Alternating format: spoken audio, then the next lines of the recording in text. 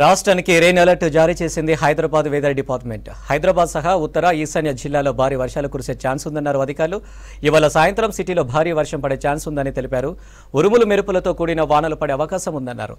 గంటకు 40 నుంచి 50 కిలోమీటర్ల ఈదురుగాలులు వీస్తాయన్నారు. పశ్చిమ నైరుతి దిశల నుంచి రాష్ట్రం వైపు గాలులు వీస్తున్నట్లు చెప్పారు. ప్రస్తుతం నైరుతి రుతుపవనాల ప్రభావంతో రాష్ట్రంలో వర్షాలు కురుస్తాయంటున్న హైదరాబాద్ వెదర్ ఆఫీసర్ శ్రావణితో హరిత ఫేస్ టు ఫేస్.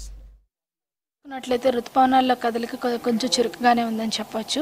ఈ ఋతుపవనాల యొక్క ప్రభావం వల్ల యాక్టివ్ స్టేటస్ వల్ల ఏంటంటే రాష్ట్రంలో చాలా చోట్ల మోస్తరు వర్షం నుంచి ఒక్కొక్క చోట్ల భారీ వర్షపాతం కూడా నమోదవడం అయితే జరుగుతుంది.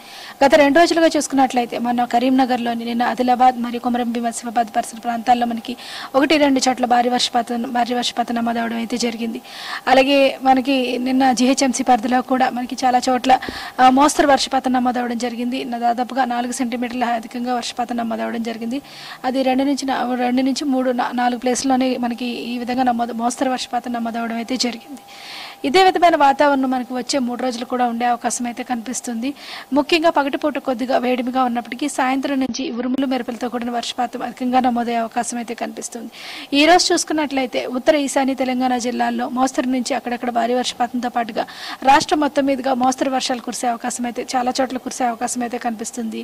ముఖ్యంగా జిహెచ్ఎంసీ పరిధిలోని మనకి సాయంత్రం అయితే కొద్దిగా ఉరుముల మెరుపులతో కూడిన వర్షపాతం, తేలికపాటి వర్షపాతం కూడా నమోదయ్యే అవకాశం అయితే కనిపిస్తుంది. ఉదయం నుంచి మనకి ఆసిఫాబాద్, మంచిర్యాల ప్రాంతం నుంచి అధికంగా నమోదవుతుంది. ఈ పరిసర ప్రాంతం నుంచి భూపాలపల్లి, ములుగు, మహబూబాబాద్ ఈ పరిసర ప్రాంతాల్లో అక్కడక్కడ మనకి మోస్తరు వర్షపాతం నమోదయ్యే అవకాశం అయితే కనిపిస్తుంది. అలాగే మనకి కామారెడ్డి కానీ మనకి రంగారెడ్డి, నల్గొండ, సూర్యాపేట పరిసర ప్రాంతాల్లో సాయంత్రం పూట ఉరుముల మెరుపులతో కూడిన వర్షపాతం కూడా అధికంగా నమోదయ్యే అవకాశం ఉంది. ఈదురుగాలులు గంటకి 30 నుంచి 40 కిలోమీటర్ల వేగంతో వీచే అవకాశం కూడా కనిపిస్తుంది అన్నమాట. ఇప్పుడు రైతులకి అయితే దాదాపుగా ఇది విత్తనాలకి నాట్లకి అయితే చాలా అనువైన సమయం. దాదాపుగా ఈ సమయంలో నాట్లు నాటుకోవడం వల్ల కొద్దిగా మనకి జూలై 1st వీక్కి కొద్దిగా మొలకలు వచ్చే అవకాశం అయితే కనిపిస్తుంది. కానీ ఇంకా కొన్ని జిల్లాల్లోని సరాసరి వర్షపాతం తక్కువగా నమోదవుతుంది కాబట్టి ఎక్కడెక్కడైతే మనకి దక్షిణ మరియు ఈశాన్య తెలంగాణ జిల్లాల్లో గత వారం రోజులుగా కూడా సాధారణ వర్షపాతం నమోదవుతున్నందున ఇది కొద్దిగా నాట్లకి అనువైన సమయంగా చెప్పొచ్చు అనమాట. జూలై 2వ వారంకి మొత్తం భారతదేశానికి మొత్తం చేరుకునే అవకాశం అయితే కనిపిస్తుంది మనకి ఋతుపవనాలు.